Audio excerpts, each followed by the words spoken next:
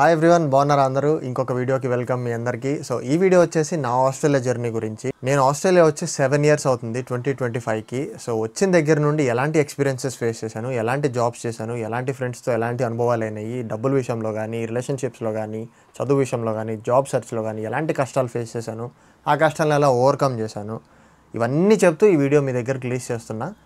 ఒక స్టూడెంట్గా మీరు ఆస్ట్రేలియా వద్దాము అనుకుంటుంటే కనుక, ఈ వీడియో మీరు రైట్ టైంకి చూస్తుంటే కనుక, ఈ వీడియోలో నుంచి కొంత గొప్ప మీకు యూస్ఫుల్ అవుతుందేమో నేను ఎక్స్పీరియన్స్ చేసినాయి అని చెప్పి చేస్తున్నాను.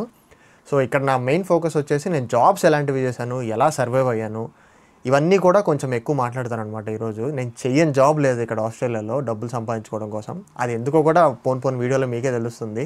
నా ఎక్స్పీరియన్సెస్లో కొన్ని చేదనుభవాలు ఉన్నాయి, కొన్ని సూపర్ గుడ్ ఎక్స్పీరియన్సెస్ అయితే ఉన్నాయి. అవన్నీ నేను చెప్తున్నాను. కానీ ఒక డిస్క్లైమర్ మీ అందరికీ, ఎవరిని డిస్కరేజ్ చేయడానికి, ఎవరిని డీమోటివేట్ చేయడానికి కాదు. ఇది ప్యూర్లీ నా జర్నీ, నా ఎక్స్పీరియన్స్ మాత్రమే. ఇందులో నుంచి మీకు ఎంత అవసరం అవుతుందో అంతవరకే తీసుకోండి. మీకేమైనా నెగిటివ్గా అనిపిస్తే please scroll away. Negative comments అయితే పెట్టద్దు. కేవలం వచ్చే వాళ్ళకి కొంచెమన్నా యూజ్ అవుతుందేమో అని నా ఎక్స్పీరియన్స్ నేను షేర్ చేస్తున్నా. సో ఏమాత్రం లేట్ చేయకుండా let's dive into the video. Me going, man. Aeroplane, Australia. Hey, my money, my underwear, my cut drawer, foreign brand, man. ఇదేంటిది వీడియో అయిపోగానే ఇద్దరు గౌతమ్లు ఉన్నారని చూస్తున్నారా? అసలు ఎవడీడు, ఇప్పుడు ఎందుకు వచ్చాడు, ఇవన్నీ క్వశ్చన్స్ ఉన్నాయా మీ బ్రెయిన్లో? అయితే వినండి. Is none other than my అంతరాత్మ. అసలు నా అంతరాత్మ నేను ఈరోజు ఎందుకు తీసుకురావడం జరిగిందంటే వీడియోలోకి, ఫారెన్ వచ్చిన తర్వాత నేను నేర్చుకున్న ఫస్ట్ థింగ్ ఏంటంటే, ఇక్కడ నాకు నేనే బెస్ట్ ఫ్రెండ్. నేను నన్ను సరిగ్గా చూసుకోకపోతే ఇక్కడ నేను చదువుకోలేను, ఇక్కడ నేను జాబ్ చేయలేను, ఇక్కడ నేను ఇంట్లో వాళ్ళతో మాట్లాడలేను, వాళ్ళు నా గురించి టెన్షన్ పడుతూ ఉంటారు. నా లైఫ్ నేను అనుకున్నట్టు నడవదు అనమాట. సో నాకు నేను బాగా చూసుకోవాలి, నన్ను నేను బాగా ప్యాంపర్ చేసుకోవాలి, నన్ను నేను బాగా కాపాడుకోవాలి. ఇక్కడ ఇంకొక ఇంపార్టెంట్ విషయం నేను నేర్చుకుంది ఏంటంటే, రెస్పాన్సిబిలిటీ నెత్తి మీద పడిన తర్వాతే మెచ్యూరిటీ వస్తుంది. ఏజ్తో పెరగదని నాకు ఇక్కడికి వచ్చిన తర్వాత అర్థమైంది. అండ్ అలాగే ఇక్కడికి వచ్చిన తర్వాత ఏ ఒక్కటి కూడా అనుకున్నట్టు జరగకపోయినా సరే డిసప్పాయింట్ అవ్వకూడదు. అనుకున్నట్టు ఎగ్జామ్లో పాస్ అవ్వకపోయినా, జాబ్ రాకపోయినా, డబ్బులు ఇవ్వడం లేపేసినా, లేదా ఫ్రెండ్స్తో గొడవలైనా డిసప్పాయింట్ అవ్వకూడదు. At the end of the day you are still there. మీకు ఆ కేపబిలిటీ, మీకు ఆ టాలెంట్ ఇంకా ఉంది. ఎవ్రీడే ఒక కాంపిటీషన్ అనమాట, యూ వర్సెస్ యూ. అది చెప్పేది మాత్రం 100% నిజం. ఇక్కడికి వచ్చిన తర్వాత కానీ మీకు అర్థం కాదు. అది February 14th, Valentine's day. Australia నాకు ప్రపోజ్ చేసింది, నిన్ను బాగా చూసుకుంటా, నీకు మంచి ఫ్యూచర్ ఇస్తా, ఇటు వచ్చేసాయని చెప్పి. సో ఏ మాత్రం లేట్ చేయకుండా February 16th ఫ్లైట్ ఎక్కొచ్చాను. ఎందుకంటే నేను ఫస్ట్ టైం ఫ్లైట్ ఎక్కింది ఎమిరేట్స్ ఫ్లైట్లో. అసలు నేను అప్పుడు దాకా ఫ్లైట్ ఎక్కలేను నా జీవితంలో. International flight first time India to Australia ఎక్కాను. హైదరాబాద్ నుండి నేను ఫ్లైట్ ఎక్కాను అనమాట. ఎమిరేట్స్తో ఒకే ఒక ప్రాబ్లం ఏంటంటే, ఎమిరేట్స్ ఇండియాకి వెనకుంటుంది. ఎమిరేట్స్ హబ్ ఏంటి, దుబాయ్ వచ్చేసి ఇండియాకి వెనకుంటుంది. ఓకేనా? ఇండియా నుంచి వెనక్కి వెళ్ళి టైంలో మళ్ళీ ఇండియా మీద నుంచే ఫ్లై చేసుకుంటూ ఆస్ట్రేలియా వెళ్తాము. చుట్టూ తిరిగి వెళ్ళినట్టు అనమాట. సో ఎమిరేట్స్ ఎక్కాలనుకునే వాళ్ళందరూ వద్దు, ఫస్ట్ టైంకి పోస్ట్పోన్ చేసేసుకోండి, ఏం కాదు. ఎందుకంటే 24 hours ఫ్లైట్ జర్నీ నాకు అప్పుడు అది. కానీ ఫ్లైట్ ఎక్స్పీరియన్స్ ఇవన్నీ సూపర్ అనమాట. హిందూ వెజిటేరియన్ మీల్ సెలెక్ట్ చేసుకున్నాను. ఫ్లైట్లో ఎలా ఉంటాయి ఏమో తెలియకుండా. సో ఫుడ్ అయితే సూపర్ ఉండింది. ఫ్లైట్ ఎక్కింది ఫస్ట్ టైం లైఫ్లో. ఫోటోలు, వీడియోలు, అసలు మంచి అల్లరల్లరి ఆ రోజు ఫ్లైట్లో అంతా. ఏం లేదు, విండోకి ఫోన్ అతికిచ్చి టేక్ ఆఫ్, ల్యాండింగ్ అయ్యే ఒక 20 క్లిప్పులు తీసుకున్నాను. అది ఎక్కడ పెట్టింది లేదు, ఎక్కడ వాడుకుంది లేదు ఆ వీడియోలు. ఒక 24 hours జర్నీ తర్వాత మెల్బర్న్లో మార్నింగ్ ల్యాండ్ అయ్యే ఫ్లైట్ తీసుకోమన్నాడు మావాడు. నా ఫ్రెండ్ ఒకడు ఉన్నాడు ఇక్కడ. సో ఆ అబ్బాయి చెప్పిన దాని ప్రకారం నేను మెల్బర్న్లో మార్నింగ్ ల్యాండ్ అయ్యేది తీసుకున్నాను. ఎందుకంటే ఆ రోజు ఆఫ్టర్నూన్ నుంచి నా ఫ్రెండ్కి జాబ్ ఉంది, వాడు నన్ను మార్నింగ్ రిసీవ్ చేసుకొని జాబ్కి వెళ్ళిపోతా అన్నాడు. ల్యాండ్ అయ్యాను, ఇంట్లో కూర్చున్నాను. ఆ రూమ్మేట్స్ ఎవరైతే ఉన్నారో వాళ్ళు పాపం నా కోసం ఒక స్పేర్ బెడ్ అడ్జస్ట్ చేసి, రూమ్లో కొంచెం స్పేస్ ఉంటే అది కూడా అడ్జస్ట్ చేసి ఇచ్చారు. నా ఫ్రెండ్ జాబ్కి వెళ్ళాడు. తిరిగి వచ్చే లోపు నేను ఆల్రెడీ ఇండియాలో కొన్ని వాట్సాప్ అండ్ ఫేస్బుక్ గ్రూప్స్లో జాయిన్ అయ్యాను అనమాట. ఇండియన్ స్టూడెంట్స్ ఇన్ లాట్రోబ్ యూనివర్సిటీ 2018 అనే గ్రూప్ ఉండింది. అందులో నాకు తెలుగు వాళ్ళు, మన కొంతమంది సేమ్ కోర్స్ జాయిన్ అయ్యే వాళ్ళందరూ పరిచయం అయ్యారు. సో నా ఫ్రెండ్ గారు తిరిగి వచ్చేలోపు వాళ్ళతో కొంచెం టచ్లోకి వచ్చి, ఎక్కడున్నారు మీరు, రీచ్ అయ్యారా లేదా, ఆస్ట్రేలియా వచ్చి ఎన్ని రోజులు అయింది, అకామిడేషన్ ఎలా, ఇలా నార్మల్ బాధ కానీ అంతా పెట్టాను అనమాట. నా ఫ్రెండ్ గారు వచ్చాడు. ఒక వారమో, ఒక 3 days 4 days ఆ ఇంట్లో ఉన్నాము. ఆ తర్వాత వాడి పేరు మీద ఇంకో కొత్త ఇల్లు లీజ్ తీసుకొని, కొత్త ఇల్లు అంటే ఫ్యామిలీతో షేరింగ్ హౌస్ తీసుకున్నాము. లీజ్ తీసుకొని మేము ఇద్దరం జాయిన్ అయ్యామన్నమాట. స్టార్టింగ్ లో నేను కట్టిన రెంట్ ఇప్పటికీ మర్చిపోలేకపోతున్నాను. అది స్కామ్ అని చెప్పను, కాకపోతే చాలా ఎక్కువ కట్టాము. ఒక 3 bedroom హౌస్లో ఒక బెడ్రూమ్లో ఒకే ఒక అర్మార్తో మేమిద్దరం ఉన్నాం అనమాట. పర్ హెడ్ $1000 కట్టాం పర్ మంత్. అక్కడ ఒక 2 months 3 months ఉన్నాం మేము. మా దగ్గర మ్యాట్రెస్లు లేవు, ఏమీ లేవు. కబోర్డ్లోకి అప్పుడప్పుడే కదా వచ్చింది మ్యాట్రెస్లు, అవి ఇవి ఏమి లేవు. దుప్పట్లు కింద వేసుకొని బొంతలాగా ఒకటి కొనుక్కొచ్చుకున్నాము. ఇక్కడ కేమార్ట్ అని ఒక మంచి షోరూమ్ లాగా ఉంటుంది, దానిలో బొంతలు తీసుకొచ్చుకున్నాము, కింద వేసుకున్నాము, దుప్పట్లు వేసుకొని పడుకున్నాం. బాగుండింది. కింద పడుకుంటే బాడీ కూడా ఫిట్గా అంతా నీట్గా ఉంటుంది. ఎందుకంటే రోజంతా నడిచి జాబ్ సెర్చ్, ఇంటికి తిరిగి వచ్చిన తర్వాత అలా ఒక హార్డ్ సర్ఫేస్ మీద పడుకుంటే మంచిగా ఉండింది బాడీకి. అదంతా ఒక మంచి ఎక్స్పీరియన్స్ అనమాట. కొత్తగా వచ్చిన కంట్రీలో ఎలా ఉంటారు, ఎలా చేస్తారు, అవన్నీ ఇప్పటికీ తలుచుకుంటే గూస్ బంప్స్ వస్తాయి. గూస్ బంప్స్ కాదు కానీ ఒక మంచి ఫీలింగ్ వస్తుంది. ఆ ఫస్ట్ 3 months లోనే కొన్ని ఎక్స్పీరియన్సెస్ అయినాయి నాకు. హౌస్ అరెస్ట్ అయినట్టు ఫీల్ అయ్యాను నేను. ఏంటి హౌస్ అరెస్ట్ అంటున్నారు అనుకుంటున్నారా?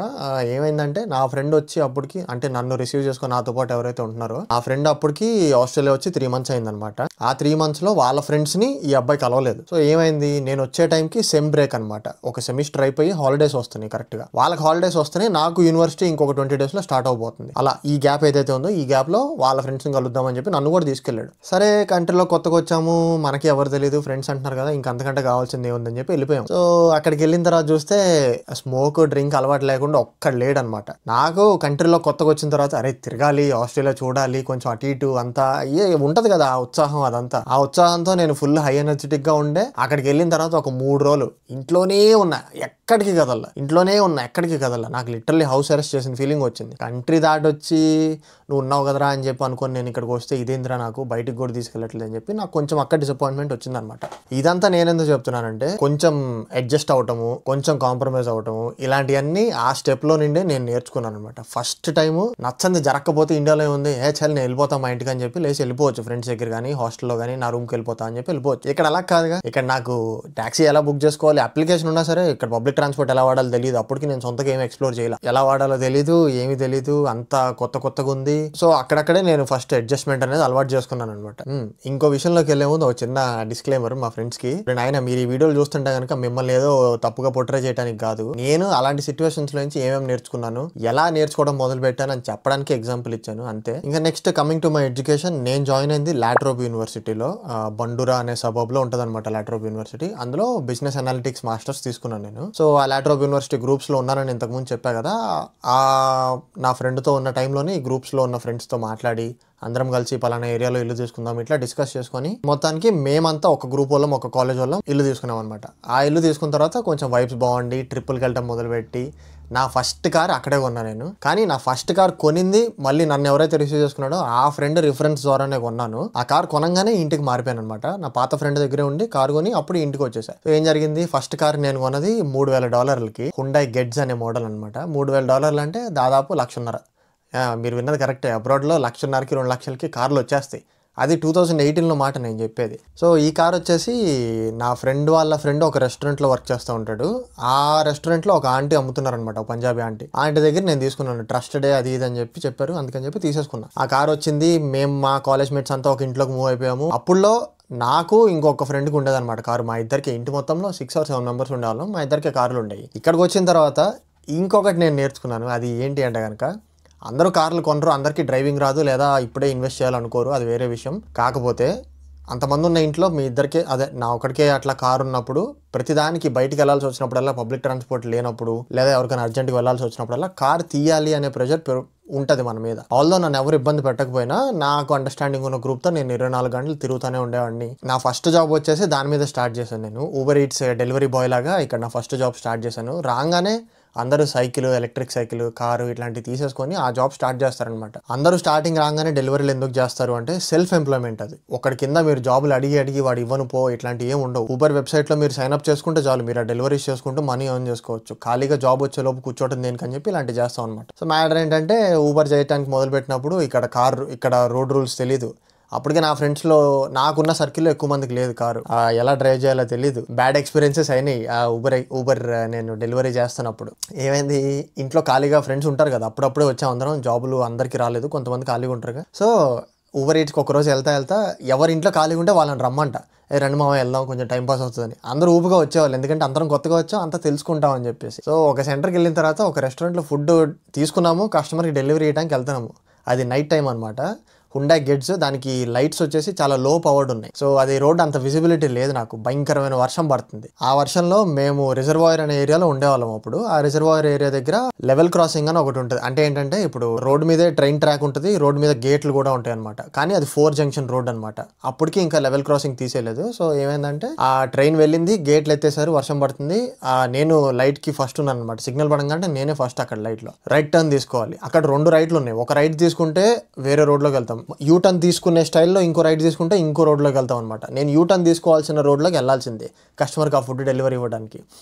ఏమైంది, ఆ ఫస్ట్ రైడ్కి సెకండ్ రైడ్కి మధ్యలో రైల్వే ట్రాక్ ఉంది. నేను రైడ్ తీసుకొని రైల్వే ట్రాక్ మీద ఎక్కిచ్చా. అటు పక్క ఉన్న వాళ్ళు ఇటు పక్క ఉన్న వాళ్ళు చుట్టూ చూసి హార్న్లు కొడతానే ఉన్నారు, యూ ఇడియట్ అది ఇది అని చెప్పి తిట్టారు. నాకు అప్పుడు అది చూసి హార్న్స్ అన్ని విని ఏంటిది ఫారెన్లో హార్న్ కొట్టరు కదా, హార్న్ కొడుతున్నారని చెప్పి వెనక్కి తిరిగి చూస్తే నా ఫ్రెండ్ గాడు నేను, రే మావా నువ్వు పట్టాలు ఎక్కిచ్చావరా అన్నాడు. మీ ఊళ్ళో తెలివితేటలు ఇక్కడ వాడకు. అది నేను చూసుకోకపోయి ఉంటే సిటీ సెంటర్లో ఉన్న రైల్వే స్టేషన్లో తేలేవాళ్ళం కారు తీసుకెళ్ళి. సో అలా బ్యాడ్ ఎక్స్పీరియన్సెస్ కూడా అయినాయి. మరీ చూసుకోకుండా మరీ ఒళ్ళు మదం ఎక్కి తోలుతున్నావా అనుకోవచ్చు మీరు. కాదు, అలా కాదు. భయంకరమైన వర్షం, బాగా చీకటి ఉంది, ఏమీ కనిపిలా. వైపర్లు ఫుల్ స్పీడ్లో ఉన్నా సరే నాకు అసలు కనిపిలా. అంత నీళ్ళు ఒకేసారి మీద పడి అనమాట. సో నాకైనా డ్రైవింగ్లో ఫస్ట్ బ్యాడ్ ఎక్స్పీరియన్స్ అది. అండ్ అలానే డ్రైవింగ్ చేస్తూ చేస్తూ సిటీకి వెళ్ళాను. డెలివరీస్ ఇస్తూ సిటీకి కార్లో ఎవరు వెళ్ళరంట. ఎందుకంటే సిటీలో చాలా చిన్న లేన్స్ ఉంటాయి మాకు. ఒక కారు దాని వెనకాల ఇంకో కారు అట్లా ఉంటాయి. ఒక కారు పక్కన ఇంకో కారు ఉండే పెద్ద రోడ్లు కూడా ఉండవు. చాలా చిన్న కంజెస్టెడ్ లేన్స్ ఉంటాయి.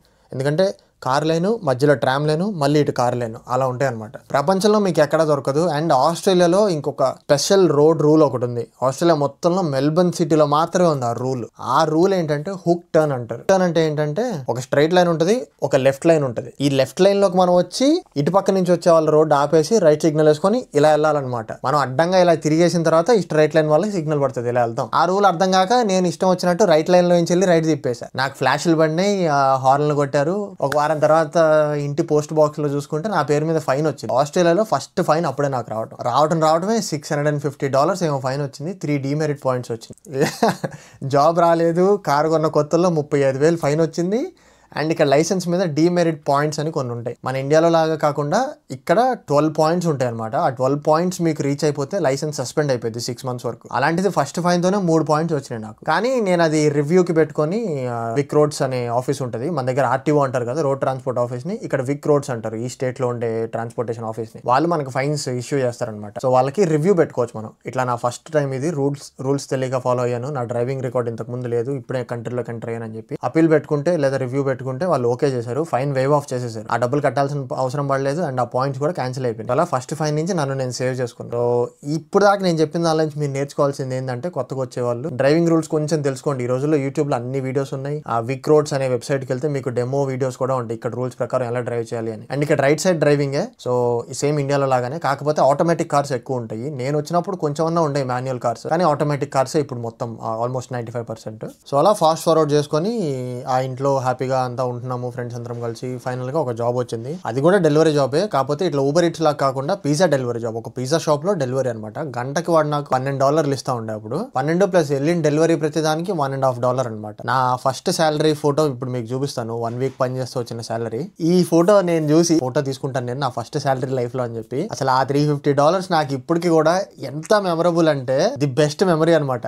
వచ్చి కంట్రీ దాటి నా సొంతగా నేను ఎత్తుక్కొని నా సొంతగా నేను చేసి అరే డబ్బులు వచ్చినాయి, ఆ ఫీల్, ఆ ప్రెషియస్ మూమెంట్స్ ఇవన్నీ అసలు యాక్చువల్ గా. ఆ తర్వాత ఇంకా జాబ్స్ అట్లానే కంటిన్యూ చేస్తూ ఈ జాబ్ లోనే కొన్ని రోజులు చేశాను అనమాట. అనుకోని సిచ్యువేషన్ లో ఇప్పుడు నేను చదువుతున్న కాలేజ్ లో లాటర్ ఆఫ్ యూనివర్సిటీలో ఆ ప్లేగరిజం లో దొరికిపోయాను. ప్లేగరిజం అంటే ఏంటంటే, ఇవన్నీ చెప్పిన తర్వాత మీరు ఇలా అయితే అనుకోవద్దు, ఇంత దూరం పోయింది నువ్వు ఈ పనులు చేయడానికి అని చెప్పి. నేను కావాలని చేయలేదు, కొన్ని సార్లు సిచ్యువేషన్స్ చేజారిపోతాయి, అది ఎలా హ్యాండిల్ చేసుకోవాలని నేర్పించడానికి ఈ వీడియో నేను చేస్తున్నాను పొటెన్షియల్ అప్కమింగ్ స్టూడెంట్స్ కి. సో ఏమైందంటే అసైన్మెంట్లు ఇస్తారు మాకు ఇక్కడ. ఫైనల్ ఎగ్జామ్ ఒకటే కాకుండా ఈ లోపు ఇంటర్నల్ అసైన్మెంట్స్ ఉంటాయి ప్రతి సెమిస్టర్ లో. ఆ అసైన్మెంట్స్ బేస్ చేసుకొని ఇంటర్నల్ వెయిటేజ్ ఏదైతే ఉందో ఆ మార్క్స్ అన్ని వస్తాయి. ఓకేనా. ఆ ప్లేగరిజం అంటే ఏంటంటే, ఇప్పుడు ఒకటి చేసిందే నేను మళ్ళీ అదే కాపీ చేసి రాశాను అనుకోండి, ఆ ప్లేగరిజం సాఫ్ట్వేర్స్ కొన్ని ఉంటాయి. ఆ సాఫ్ట్వేర్స్ లో ఆ సిమిలారిటీస్ చూపించేస్తాయి. గౌతమ్ 1 గౌతమ్ 2 ఉన్నారు అనుకోండి, గౌతమ్ 1 చేసిందే నేను మళ్ళీ సేమ్ దించేసాను అనుకోండి, ప్లేగరిజం కాపీడ్ ఫ్రమ్ గౌతమ్ 1 అని చెప్పి చూపిస్తుంది ఆ సాఫ్ట్వేర్. అవన్నీ చూపించకుండా బయట కొంతమంది అసైన్మెంట్ హెల్ప్ అని చెప్పి స్టూడెంట్స్ దగ్గర డబ్బులు తీసుకొని స్టూడెంట్స్ కోసం అసైన్మెంట్స్ చేసి మాకు ఇస్తారనమాట. మేము టైంకి సబ్మిట్ చేసుకొని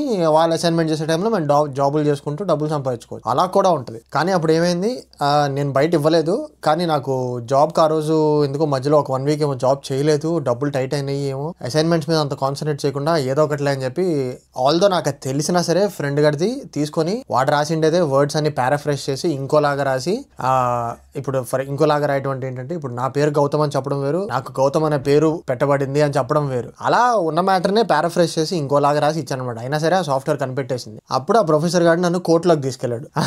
కోర్టు ఏంటి, ఇడు ఆస్ట్రేలియా వెళ్ళి కోర్టుకి వెళ్ళాడు ఇరుక్కున్నాడు, ఇట్లాంటివన్నీ కాదు. కాలేజ్లో ఇంటర్నల్గా ఒక కోర్టు ఉంటుంది, లెక్చరర్స్ బోర్డు అందరితో కలిపి, ఓకేనా. సో ఆ కోర్టుకి తీసుకెళ్లి ప్లేగరిజంలో దొరికాడు, ఏం చేయాలి అని చెప్పి వాళ్ళు డెసిషన్ అక్కడ తీసుకుంటారు అనమాట. ఎన్నిసార్లు దొరికాడు, ప్రీవియస్ రికార్డ్స్ ఏమైనా ఉన్నాయని. ఏం లేవు కాబట్టి వదిలేశారు. అంతా వెల్ అండ్ గుడ్, రాసాము, పాస్ అయిపోయినాయి, మాస్టర్స్ అయిపోతుంది, అంతా సెట్ అయిపోయింది అనమాట. నా జాబ్స్ గురించి చెప్తా అని చెప్పా కదా, మాస్టర్స్ చేసేంత సేపు కూడా నాకు జాబులు అనే రాలేదు. పెట్రోల్ బంక్స్ లో నా ఫ్రెండ్స్ ఇప్పిస్తా అని చెప్పారు, కానీ నేను ఎందుకో ఫస్ట్ నుంచే పెట్రోల్ బంక్స్ లో నేను చేయను అనే డెసిషన్ మీద ఉన్నాను. అది మరి వేరే చోట్ల జరిగే వాళ్ళ మీద అటాక్స్ కానీ, ఇక్కడ మా ఫ్రెండ్స్ చెప్పే స్టోరీస్ కానీ విని విని ఎందుకో బ్రెయిన్ అలా అయిపోయింది. పెట్రోల్ బంకులో తప్ప ఎక్కడైనా చేస్తా అనే డెసిషన్ లో ఉండిపోయాను నేను మొండిగా. సో నాకు 2 years మాస్టర్స్ చదివేటప్పుడు TFN జాబ్ అనేది రాలా. TFN అంటే ఏంటంటే ట్యాక్స్ ఫైల్ నెంబర్. మీరు సంపాదిస్తుందంతా ఆ TFN నెంబర్ వెబ్సైట్ లో చూస్తే గవర్నమెంట్ వాళ్ళు ఎంత సంపాదిస్తున్నాడు, ఎన్ని అవర్స్ వర్క్ చేశాడు, ఇవన్నీ కూడా వస్తాయి. అఫీషియల్ జాబ్ అనమాట. అది లేకుండా క్యాష్ జాబులు చేసుకుంటూ గంటకు 12, 13 ఇలా చేసుకుంటూ ఉన్నాను మాస్టర్స్. స్టార్టింగ్ లో అయితే ఇంట్లోనే కొంచెం డబ్బులు తీసుకున్నా ఎక్స్ట్రాగా ఖర్చులకి. ఇంట్లో వాళ్ళే పంపిస్తా ఉన్నారు, అయ్యే వాడుకున్నాను చాలా రోజులు, చాలా నెలలు ఇంట్లో వాళ్ళే తీసుకున్న డబ్బులు. ఆ తర్వాత ఇంక ఇట్లా చిన్న చిన్న జాబులు చేసుకుంటూ కావాల్సినప్పుడు చిన్న చిన్న అమౌంట్లు ఫ్రెండ్స్ దగ్గర అడ్జస్ట్ చేసుకుని మరి నాకు రాగానే వాళ్ళకి ఇవ్వటము, ఇవన్నీ వెరీ కామన్. నేను కూడా చేశాను అట్లా. 2 years లో నేను డబ్బుల కోసం ఏమేం చేశానంటే పిజ్జా డెలివరీ జాబ్లు, ఇంకొకటి కార్ ట్రేడింగ్ బిజినెస్ స్టార్ట్ చేశాను. జాబులు రావట్లేదు, ఇంకా నాకు ఇసుగెత్తిపోయింది, బిజినెస్ స్టార్ట్ చేద్దాం రాబాయ్ అని చెప్పి చేశాను. నాకు కార్స్ అంటే మహా ఇష్టం, కానీ మెకానికల్ నాలెడ్జ్ లేదు. ఎలా అయినా సరే పర్లా డేరింగ్ స్టెప్ తీసుకొని బిజినెస్ స్టార్ట్ చేశాను. $3,000 పెట్టి ఏదైతే కార్ కొన్నానో అది ఫస్ట్ అమ్మకానికి పెట్టి కొన్నారు ఒకళ్ళు. $500 ప్రాఫిట్తో కొన్నారు ఒకళ్ళు. ఆ $500 $3,500 వచ్చింది నాకు. ఆ $3,500తో ఇంకో కారు కొన్నా. అలా అట్లా స్టూడెంట్ ఫ్రెండ్లీ కార్స్, అంటే స్టూడెంట్స్ వచ్చి కొత్తగా వాళ్ళు ఎంతైతే డబ్బులు సేవింగ్స్ లిమిటెడ్గా తెచ్చుకుంటారో ఆ లిమిటెడ్ డబ్బులతో కొనగలిగే budget friendly cars business start చేశాను అనమాట. నేను మొత్తం ఇప్పుడు దాకా ఒక 12 కార్స్ అమ్మాను. ఆ 12 కార్స్లో 2 కార్స్ నాకు బొక్క పెట్టినాయి. మొత్తం నేను దాచిపెట్టుకున్నాయి, నేను సంపాదించినవి అన్ని కూడా నాశనం చేసేసినాయి. నా దగ్గర ఉన్న అన్ని కూడా ఆ 2 కార్స్కి పెట్టాల్సి వచ్చింది అనమాట. సో ఆ బొక్క పడింది ఎలా అంటే, ఒక కారు ఒక ఆఫ్రికన్ దగ్గర కొన్నా. నాకు మెకానికల్ నాలెడ్జ్ లేదు. ఆఫ్రికన్ గాడు నేను డ్రైవింగ్ కి టెస్ట్ చేయడానికి నేనే డ్రైవ్ చేస్తా, పక్కన కూర్చో అన్నాడు. సరే ట్రస్ట్ వర్తీ కదా ఇక్కడ అందరూ అనుకుని వెళ్ళాను. అట్లానే అంత నచ్చింది, డబ్బులు ఇచ్చేసాను. ఇంటికి తిరిగి తీసుకొచ్చి గరేజ్ లో పెట్టి లాక్ చేశాను. తెల్లారుజామున లేసి కార్ ఆన్ చేస్తే ఆన్ అవ్వట్లేదు. ఇంకా నాకు మైండ్ పోయింది. ఇంకా మెకానిక్కి ఫోన్ చేసి టోయింగ్ ట్రక్ని ఇంటికి పిలిపించి దాన్ని టోయింగ్ చేసుకెళ్తే ఇంజన్ ఫెయిల్ అయిపోయింది, కంబషన్ ప్రొడ్యూస్ చేయట్లా అన్నాడు. ఇంజన్ రీప్లేస్ చేయాలన్నాడు. నేను ఆ కారు కొనింది 3,500కి, ఇంజన్ రీప్లేస్మెంట్కి 2,000 అయింది నాకు. ఇప్పుడు ఆ 3,500 కారు స్క్రాప్ కేసేస్తే వాడు తుక్కు క్రష్ చేసి 300, 400 ఇస్తాడు నాకు. ఇప్పుడు ఈ 2,000 పెట్టి చేపిస్తే సర్లే మళ్ళీ 3,000 కన్నా అమ్మచ్చులే అనే ఉద్దేశంతో నేను చేయించాను అనమాట. చేయించిన తర్వాత ఎవరికో అమ్మాను, వాడి దగ్గర బాగానే నడిచింది కొత్త ఇంజన్ పెట్టించిన తర్వాత. ఇలా లాసులు కూడా జరిగినాయి. ఆ లాసులు జరిగినప్పుడు ఎలా సర్వైవ్ అయ్యానంటే, ఇంకా డబ్బులు అటు ఇటు ఫ్రెండ్స్ దగ్గర అడిగి అడ్జస్ట్ చేసి, ఇంకా మా అన్న వాళ్ళ ఫ్రెండ్ ఉన్నాడు ఇక్కడ, ఆ అన్న వాళ్ళ ఫ్రెండ్ నాకు ఇక్కడ డబ్బులు హెల్ప్ చేశారు, అడగంగానే ఇచ్చారు. మళ్ళీ తిరిగి అన్నకి ఇవ్వడానికి నాకు చాలా టైం పట్టింది, ఎందుకంటే అప్పుడు నా దగ్గర డబ్బులకి అంత డేట్ ఉండే. మాస్టర్స్ అప్పుడు జాబులు లేక నేనే బిజినెస్ అని చెప్పి అటు ఇటు దిగి దానిలో లాస్ అయ్యి ఇవన్నీ చేయాల్సి వచ్చింది. వీటిలో నుంచి నేనేం నేర్చుకున్నానంటే, ఎంత కష్టమైనా సరే డబ్బులు లేనప్పుడు జాబ్ ఎత్తుకోవడానికే ట్రై చేయాలి, కానీ బిజినెస్ లో ఇలాంటివి పెట్టుకోకూడదని అర్థమైంది. కానీ కార్స్ గురించి మెకానికల్ గా చాలా సౌండ్ నాలెడ్జ్ అయితే నేర్చుకున్నాను. అప్పుడు చాలా ఎటకారాలు, చాలా ఎగతాళింపులు ఇవన్నీ వచ్చినాయి, కానీ ఆయన పట్టించుకోవాలా, నేను చేసుకుంటానే ఉన్నా. మా వాళ్ళందరూ ఎక్కిరిచ్చేవాళ్ళు. వెన్నెల సినిమా చూసి, ఆ వెన్నెల సినిమాలో వెన్నెల కిషోరో ఎవరో కార్ కొనుక్కొస్తారు కదా US లో, చూడండి మావా అని చెప్పి ఆ సీన్ చూపిస్తా. ఇప్పుడు చూడండి నేనేం తీసుకొచ్చాను. 6-cylinder engine, 250 horsepower capacity, 100 miles/hour pickup. నీ బాగానే ఉన్నాయి. కార్ దొరుకుతుందా, మనం దొబ్బకెళ్ళాలా?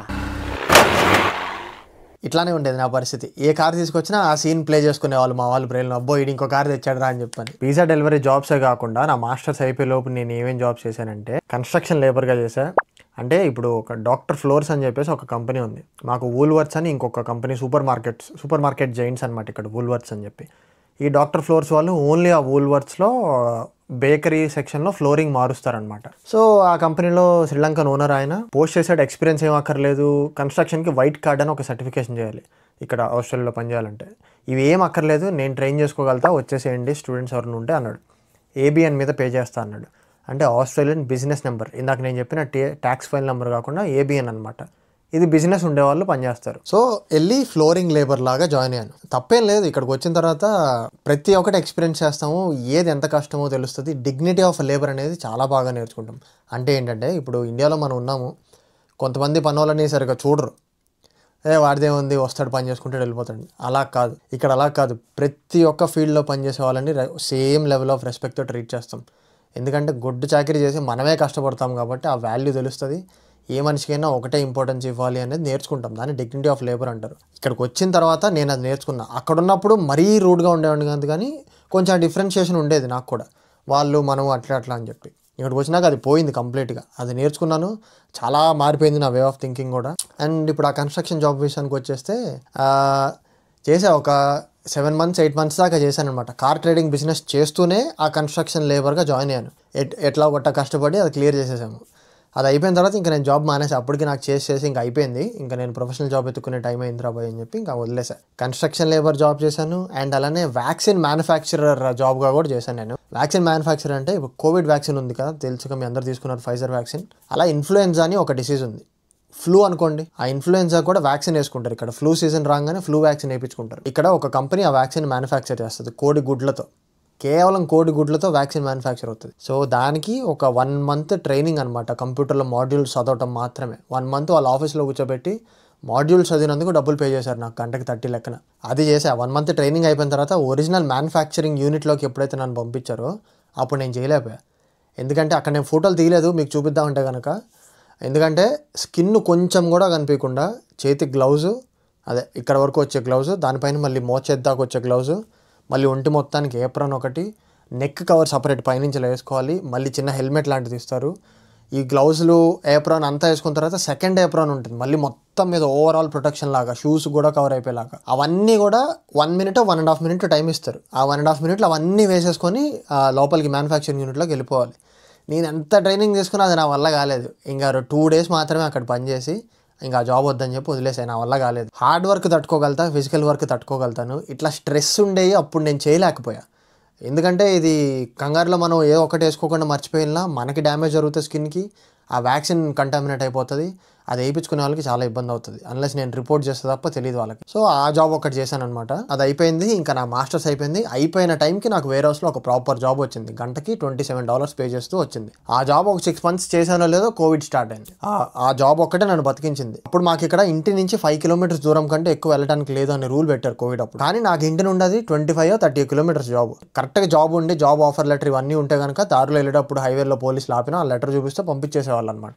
బట్టల మ్యానుఫ్యాక్చరింగ్ వేర్ హౌస్ అనమాట అది. జస్ట్ గ్రూప్ అని ఒకటి ఉంటుంది. ఒక 5 brands కలిపి ఒక ఎంటిటీ కింద ఉంటాయి. కన్వేయర్ బెల్ట్ మీద వర్క్ చేశాను. ప్యాకర్స్ అందరూ బట్టలు తీసుకొని కస్టమర్ ఆర్డర్స్ ప్యాక్ చేసి బెల్ట్ మీద పెడతారు. నేను బెల్ట్ మీద వచ్చే స్టాక్స్ అన్ని కూడా పెద్ద ట్రాలీ మీద ఇంత హైట్ లో లోడ్ చేసుకొని తీసుకెళ్లి ప్యాకింగ్ డిపార్ట్మెంట్ కి ఇచ్చేవాళ్ళు. మొత్తం లేడీస్ పని చేసేవాళ్ళు. నేను ఒక్కడిని మేల్ అనమాట. నాతో పాటు ఇంకో 2-3 ఉండేవాళ్ళు. ఉన్న వర్క్ ఉన్న హార్డ్ వర్క్ అంతా మా మీదే పడేది. చచ్చిపోయేవాళ్ళం. ఆ డబ్బుల కోసం కూర్చొని కష్టపడి 8 hours షిఫ్ట్ ఇస్తే అది 10 hours 12 hours స్ట్రెచ్ అయ్యేది. నేను తెచ్చుకునే ఫుడ్ ఒక 2 గంటల్లో అరిగిపోతుంది.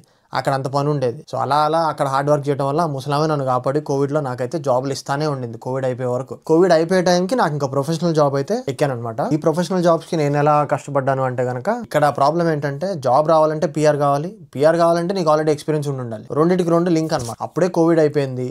స్టూడెంట్స్ ఇంకా రావడానికి లేదు, బార్డర్స్ ఓపెన్ అవ్వలేదు.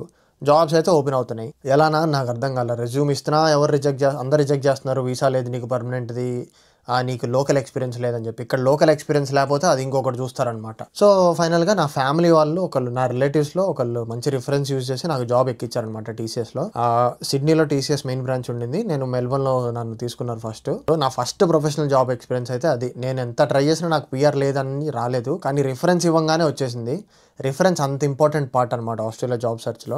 TCSలో ఒక 2 years చేశాను. ఇంకా మల్టీనేషనల్ కంపెనీస్ తెలిసిందే కదా, మనకు అంత సపోర్ట్ ఉండదు. ఆల్రెడీ ప్రతి వర్క్ కూడా సపరేట్ టీమ్స్ ఉంటాయి. So support role, business analyst role, ఆ 2 కలిపిండేది ఇచ్చారనమాట నాకు. ఒక ప్రాజెక్ట్లో చేశాను. ఆ తర్వాత ఫైనల్గా లాట్రోబ్ యూనివర్సిటీలో జాబ్ ఎత్తుకొని మళ్ళీ నేను చదువుకున్న చోటుకి మూవ్ అయిపోయా. అప్పుడు మైండ్ ఎంత పీస్ఫుల్ అయిందంటే, ఆ TCS జాబ్లో మొత్తం రాజకీయాలు, ఇక్కడ లేని రాజకీయాలన్నీ మన వాళ్ళ దగ్గరే ఉంటాయి. నేను సౌత్ ఇండియన్, నా టీం అంతా వెస్ట్ బెంగాలీస్. అసలు వాళ్ళంతా ఎప్పటి నుంచో అక్కడ స్థిరపడిపోయి ఉన్నారు రాళ్ళలాగా. నేను కొత్తగా రిఫరెన్స్ ద్వారా ఎక్కాను కాబట్టి వాళ్ళు అనుకున్న వాళ్ళు ఆ ప్రాజెక్ట్లో రాలేదు, నన్ను వేశారు ఆ ప్రాజెక్ట్లోకి. ఇంకా ఆడుకున్నారు 2 సంవత్సరాలు. వాళ్ళు ఇండియాలో వర్క్ చేసేవాళ్ళు టీం అంతా, నేను ఒక్కనే ఆస్ట్రేలియాలో ఉన్నా. ఆస్ట్రేలియా టైమింగ్లో వర్క్ చేస్తూ అంత అయిపోయినాక మళ్ళీ ఇండియా టైమింగ్లో కూడా వర్క్ చేయమనేవాళ్ళు. నేను మార్నింగ్ 9కి మొదలు పెడితే అర్ధరాత్రి 12 దాకా ఉండేది జాబ్ ఒక్కొక్కసారి. నా ఫ్రెండ్స్ చూసి ఏంట్రా అలా ఆడుకుంటున్నారు నిన్ను, అలా వేసుకుంటున్నారు నిన్ను అని చెప్పి అనేవాళ్ళు అనమాట. అది లిటరల్లీ అలా ఉండేది, అలా ఆడుకునేవాళ్ళు వెస్ట్ బెంగాల్ వాళ్ళు. అది అయిపోయిన తర్వాత ఇంకా నా వల్ల కాదని చెప్పి నేను లాట్రోబ్ యూనివర్సిటీలో చూసుకొని వచ్చేసాను. లోకల్ ఎక్స్పీరియన్స్ ఉండడం వల్ల లక్కీగా TCS ఎక్స్పీరియన్స్ హెల్ప్ అయింది, అక్కడ నేర్చుకున్న నాలెడ్జ్ హెల్ప్ అయింది. అక్కడ ఎంత నెగిటివ్స్ ఉన్నాయో అంతే పాజిటివ్స్ కూడా ఉన్నాయి. ఎంత నెగిటివ్స్ ఉన్నా నేను జాబ్ ఎందుకు వదలలేదు అంటే నేర్చుకోవడం మొదలు పెట్టాలి కదా, అక్కడ అడ్జస్ట్ అవడం అనేది మళ్ళీ నేర్చుకున్నాను. కంపెనీస్లో ఇవన్నీ మామూలే, రాజకీయాలు ఉంటాయి, తప్పదు, స్టార్టింగ్ స్టేజ్లో నేర్చుకోవాలి, ఇట్లాంటి కొన్ని ఉంటాయి కదా మోటివేషన్ ఫ్యాక్టర్స్ అన్ని, అవన్నీ నేర్చుకుని నేను TCS ఎక్స్పీరియన్స్ వల్లనే అది నేర్చుకొని నెక్స్ట్ జాబ్ చాలా ఈజీ అయింది నాకు. ఇక్కడ ఏంటంటే ఇండియన్స్ కాకుండా మొత్తం ఆస్ట్రేలియన్స్ ఉంటారు లాట్రోబ్ యూనివర్సిటీలో వర్కింగ్ కల్చర్లో. సో అది నాకు చాలా బాగా నచ్చింది అనమాట. అస్సలు స్ట్రెస్ ఉండదు. 5 తర్వాత వర్క్ చేయాలి వస్తే కనుక are you happy to work, I'm not stressing you right అని చెప్పి భయపడతారనమాట. అలా అడిగి మన గురించి కేర్ తీసుకొని మంచి శాలరీ ప్యాకేజ్ ఇస్తూ, వర్క్ ప్రెషర్ లేకుండా చేసుకుంటూ, వర్క్ ఫ్రమ్ హోమ్ ఆప్షన్ ఇస్తూ, ఎప్పుడు కావాలంటే అప్పుడు లీవ్స్ ఇస్తూ, చాలా ఫ్రెండ్లీగా ఉండే టీం అంతా. టీం లంచెస్కి వెళ్తాం మేమంతా. అక్కడ పరిచయమైన కొలీగ్స్ ఇంకా ఇప్పటికీ జాబ్స్ మానేసినా సరే వాళ్ళందరూ కలుస్తూనే ఉంటారు. అంత ఫ్రెండ్లీగా ఉంటారు అనమాట వైట్స్ అయితే కనుక వర్కింగ్ కల్చర్లో. ఏది చేసినా చేయకపోయినా మన ఇండియన్స్ దగ్గర మాత్రం నేను వర్క్ చేయాలి అని నేను డిసైడ్ అయిపోయా, చేయకూడదు అని డిసైడ్ అయిపోయాను. ఎందుకంటే ఒక రీజన్ ఉంది, నాకేం మదం ఎక్కి నేను మాట్లాడలా, మీరు అఫెండ్ అవ్వద్దు. అబ్రాడ్ వచ్చి బిజినెస్లు పెట్టుకుంటారు మన వాళ్ళు, బాగా ప్రాఫిట్స్ రావాలి, బాగా మార్కెటింగ్ చేసుకుంటారు, బాగా డబ్బులు సంపాదించుకునే దాని మీద ఉంటారు. వాళ్ళ కోసం పనిచేసే స్టాఫ్ స్టూడెంట్స్ ఎవరైతే ఉంటారో వాళ్ళకి పే చేయరు, అండర్ పే చేస్తారు వాళ్ళకి. పనిచేసే వాళ్ళని మీరు ఎవరు పట్టుకున్నా సరే ఇక్కడ TFN పే మినిమం పే అని ఉంటుంది. అవర్లీ 21, అవర్లీ 23, 24 అట్లా మినిమం పే ఉంటుంది, గవర్నమెంట్ సెట్ చేసిన బేస్ పే. TFN జాబ్ ఇస్తే కనుక ఆ బేస్ పే కంపల్సరీ పే చేయాలి. TFN ఇస్తూనే $18 ఇవ్వటము, TFN లేకుండా ఓన్లీ క్యాష్ ఇస్తామని చెప్పి $16, $17, ఈ రోజు కూడా $13-14 ఇచ్చే ఇండియన్ రెస్టారెంట్స్, పిజ్జా షాప్స్ ఇవన్నీ ఉన్నాయి. మీరు అట్లాంటి ఒక బిజినెస్ అయ్యి మీరు ఈ వీడియో చూసి అఫెండ్ అయితే నేనేం చేయలేను. ఇది హార్ష్ ట్రూత్. చాలామంది స్టూడెంట్స్ ఇంకా అవసరానికి తప్పక వేరే ఏ జాబ్ లేక ఇది కూడా లేకపోతే రోడ్డు మీద పడతాం రా బాబు అనుకున్నప్పుడు ఆ జాబ్స్ చేసి అట్లా వాళ్ళని వాళ్ళు సేవ్ చేసుకున్న రోజులు ఉన్నాయి. చాలామంది అట్లానే చేస్తారు, తప్పని నేను చెప్పట్లా. బట్ నాకు అది నచ్చలేదు. వాళ్ళు వందలు వేలు లక్షలు ప్రాఫిట్ సంపాదిస్తూ పనిచేసేవాడిని నీచంగా చూస్తారు, డబ్బులు అడిగితే ఇయ్యరు. కొత్తగా వచ్చే వాళ్ళు గుర్తుపెట్టుకోవాలి. ఇప్పుడు నేను చెప్పబోయే పాయింట్ కొత్తగా వచ్చే వాళ్ళు బాగా గుర్తుపెట్టుకోవాలి. మన ఇండియన్స్ దగ్గర మీరు ఎక్కడైనా వర్క్ చేయడానికి వెళ్తే ఫస్ట్ ఒక 1 వీక్ లేదా 2-3 డేస్ ట్రయల్గా వర్క్ చేయి, నువ్వు నీ వర్క్ నచ్చితే అప్పుడు నేను జాబ్లో పెట్టుకుంటాను, నేను ఆ జాబ్లో పెట్టుకున్న దగ్గర నుంచి పే చేస్తా అంటారు. ఆ ట్రయల్ పీరియడ్ మీరు 2-3 డేస్ గొడ్డు చాకరీ ఏదైతే చేస్తారో ఇండియా నుంచి దిగంగానే ఆ చాకరీ మనకు అలవాటు ఉండదు, ఏడుస్తారు లిటరల్. ఎందుకు రాబాయి నేను ఎందుకు వచ్చాను అసలు ఏం చేస్తున్నాను అనే డైలమాలో పడిపోతారు.